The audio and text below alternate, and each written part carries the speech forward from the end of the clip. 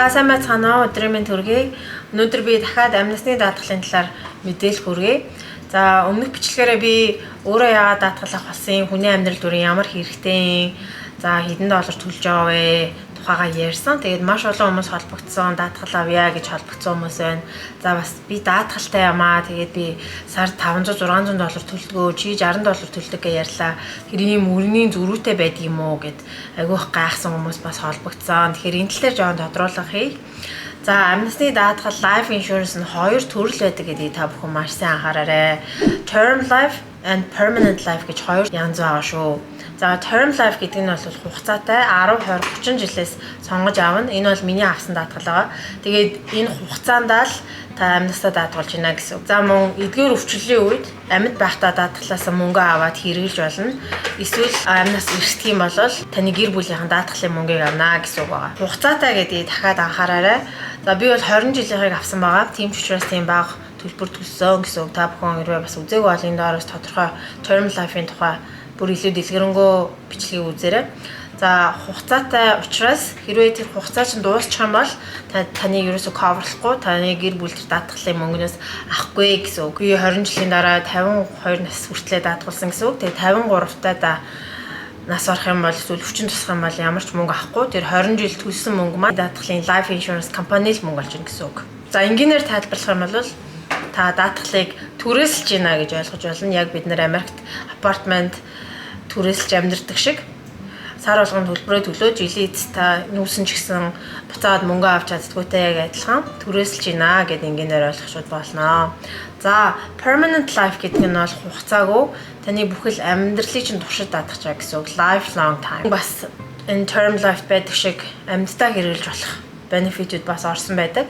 За маш олон төрлөөдөг энэ мэтчлэн тэгэхээр дэлгэрэнгүй ярих юм бол та бүхнээс толгой ирэх байх.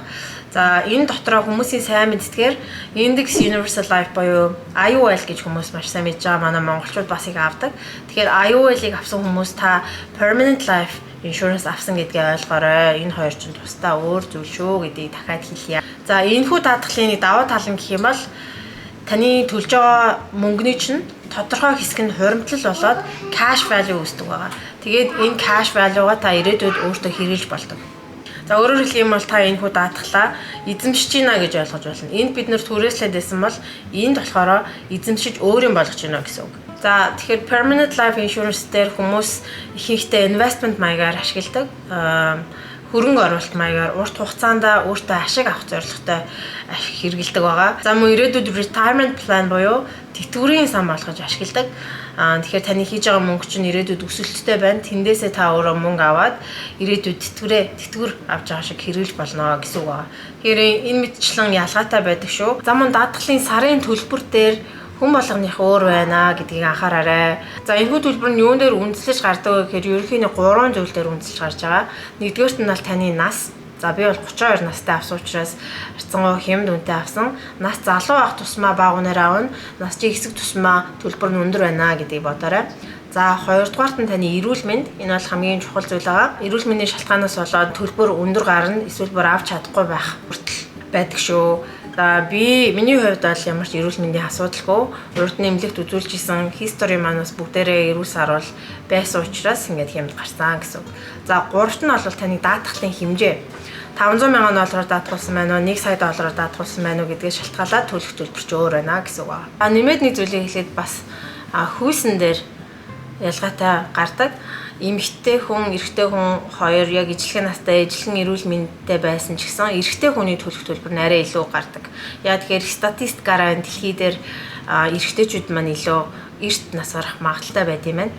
Тийм учраас эрэгтэй хүний төлбөр нь эрсдэлтэй гэдэг үднээс арай их гардаг байгаа. За мөн зарим нэгэн тохиолдолд таны визний статус бас нөлөөлнө.